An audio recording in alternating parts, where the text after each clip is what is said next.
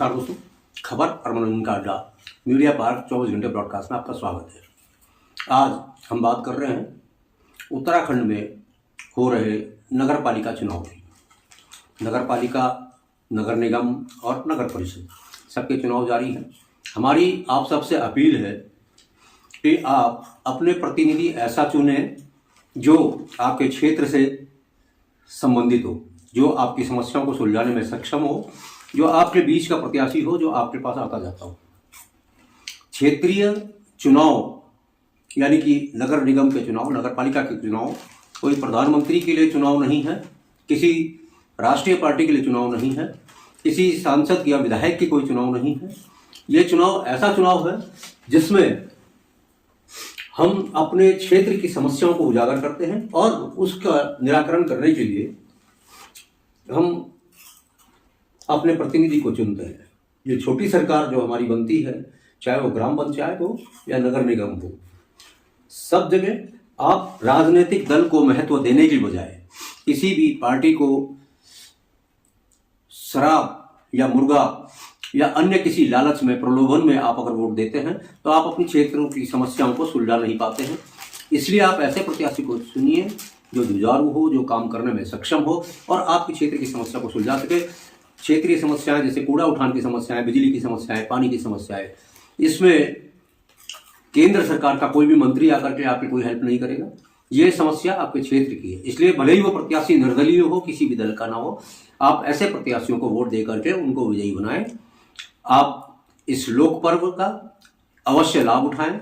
ये चुनाव का जो पर्व है अति महत्वपूर्ण है आप सबके लिए। आपके पास एक सुनहरा अवसर है कि अगले 5 साल तक आप अपने लिए एक ऐसे प्रतिनिधि को चुनने जा रहे हैं जो आपकी क्षेत्र की समस्याओं को सुलझा सके, जो सरकार से लड़ करके आपके लिए बजट ला सकते हैं। ये आप इस लोगों के प्रलोभन में या लोगों के गलतफहमी में ना आए कि अगर जो है केंद्र में सरकार होगी और जो राज्य में सरकार होगी वही जो है, अगर जिला परिषद में, नगर पालिका में, नगर परिषद में या नगर निगम में अगर उसकी कोई प्रतिनिधि बनता है या उनकी सरकार बनती है, उनके पार्टी की सरकार बनती है, तो ही आपको इसका लाभ मिलेगा। नहीं, ये बिल्कुल गलत कथन है। सिर्फ जुझारू व्यक्ति, ईमानदारी से काम करने वाला व्यक्ति, आपके क्षेत्र की समस्याओं को सुलझाने वाला व्यक्ति, आप उसको चुने। देहरादून में नगर निगम के चुनाव हो रहे हैं। नगर निगम में हालांकि भारतीय जनता पार्टी के प्रत्याशी सौरभ थपलियाल जी हैं। ये भी छात्र संघ नेता सौरभ थपलियाल की तरफ और कांग्रेस की तरफ से राज्य आंदोलनकारी और ये भी छात्र संघ नेता सौरभ थपलियाल की तरफ रहे हैं। ये सहकारी समिति के जो है अध्यक्ष रहे हैं और लोगों के बीच में रह करके उन्होंने बहुत काम किया है लोगों के लिए।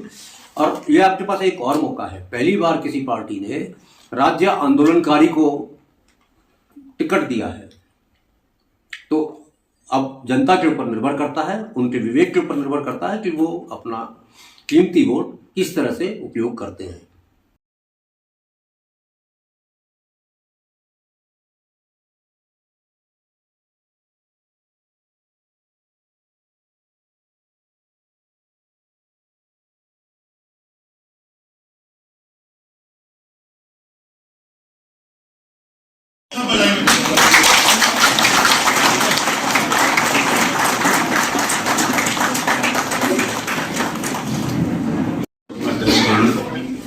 सम्मानित सभी अधिवक्तागण, सभी को मैं प्रणाम करता हूँ। आपका आशीर्वाद मेरे को मिला था। आप ये जो सेवा कही बार एसोसिएशन की, जिस जगह कही मैंने पूरा करने का प्रयास किया था और करा दिया। ये आप सभी लोगों को बड़ी करनी चाहिए। हॉल हो, डिस्पेंसरी हो या गेट हो या अंदर की सड़कें हो, सभी मैंने बनाने का प्रयास किया। निकाय के चुनाव होते हैं, इसमें आप लोकल सेल्फ गवर्नमेंट को चुनते हैं। जो नगर पालिका है, नगर निगम होते हैं, ये लोकल सेल्फ गवर्नमेंट होती है और ये अपने हिसाब से अपने नियम बनाती हैं, अपने शहर का विकास करती हैं। ये बहुत महत्वपूर्ण चुनाव होने जा रहा है जिसमें आप 23 तारीख को भागीदारी करने वाले हैं। बंधुओं, शहर का स्वरूप सुधारना या बिगाड़ना जो 23 तारीख को हम वोट करने जा रहे हैं ना, उस पर निर्भर करेगा। आपने सुधारना है या बिगाड़ना है, आप सभी पार्टी के लोग यहां पर आएंगे, विभिन्न बैठकों में जाएंगे, अपनी अपनी बात करेंगे।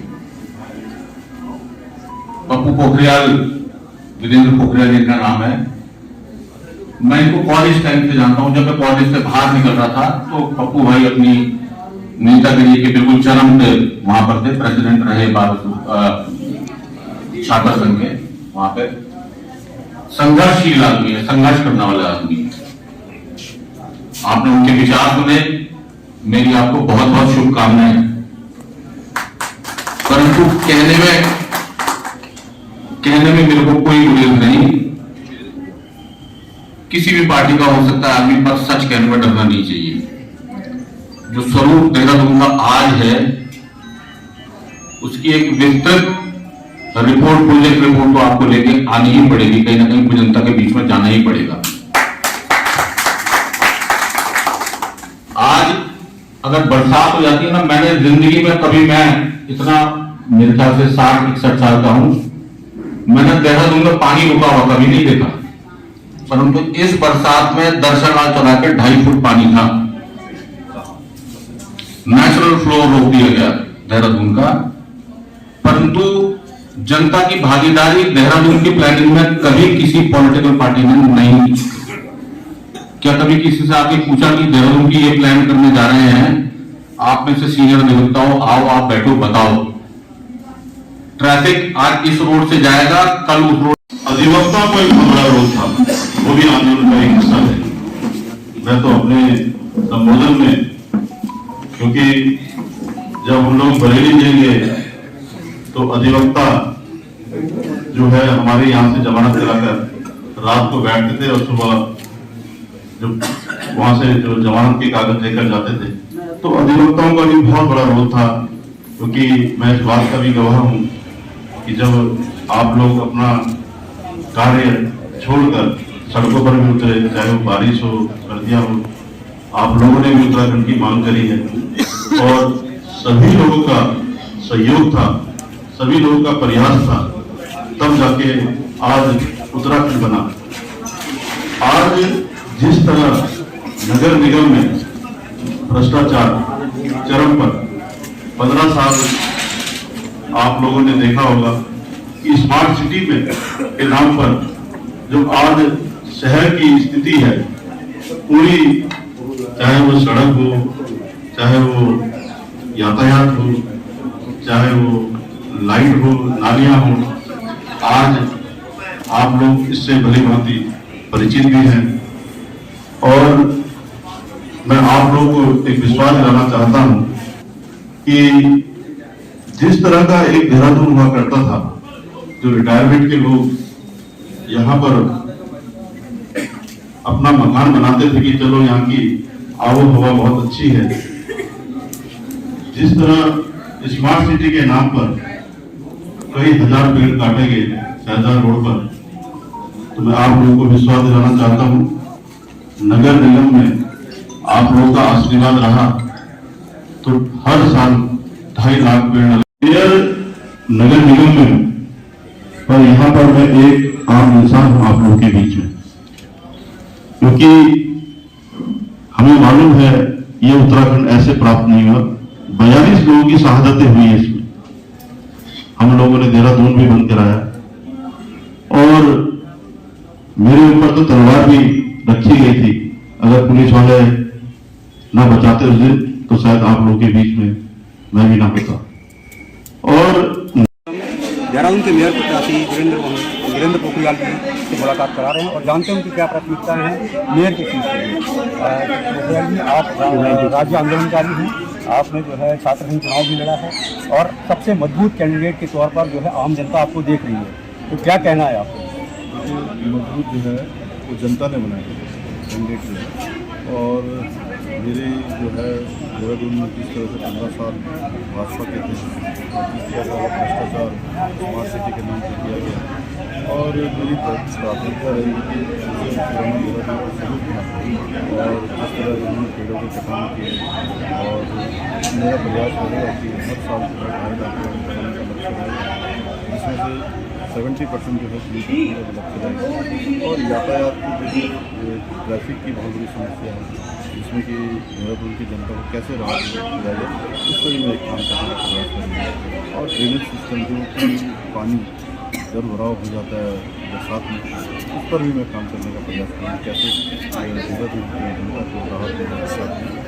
और दूसरा, महिलाओं के लिए एक पटना बाज़ार और मुख्य बाज़ार में एक हाईटेक शौचालय का भी एक निर्माण किया जाए, ताकि हमारी माताएँ और बहनें पोखरियाल जी, मैं आपकी तुमसे बात कर रहा हूँ।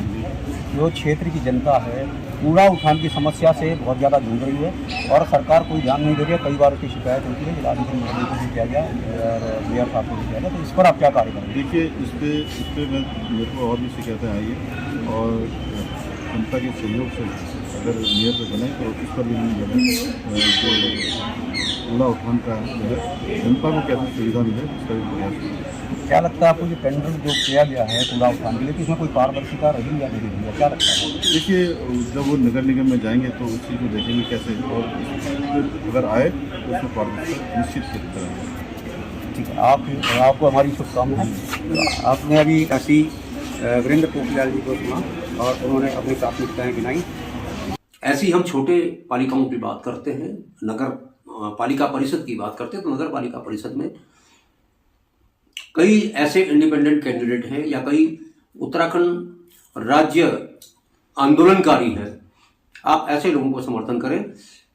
कोई इसमें पार्टी या दल बल या किसी नेता के प्रभाव में आकर के आप अपने कीमती वोट और अपने आने वाले 5 साल को व्यर्थ न करें। तो एक बार पुनः आपसे आग्रह है कि हमारे इस विशेष कार्यक्रम के माध्यम से आप अपना कीमती वोट अपने क्षेत्र के, अपने समस्याओं को सुलझाने वाला, आपके बीच का प्रत्याशी जो आपकी समस्या को सुनता हो, आपके सुख दुख में आता जाता हो, उठता बैठता हो, अस्पताल ले जाता हो, स्कूल की समस्या हो, कूड़ा उठान की समस्या हो, ऐसे समस्याओं को उजागर करने वाले प्रत्याशी को चुनें। नमस्कार, आपका अगले कार्यक्रम में फिर मुलाकात होगी। जय हिंद।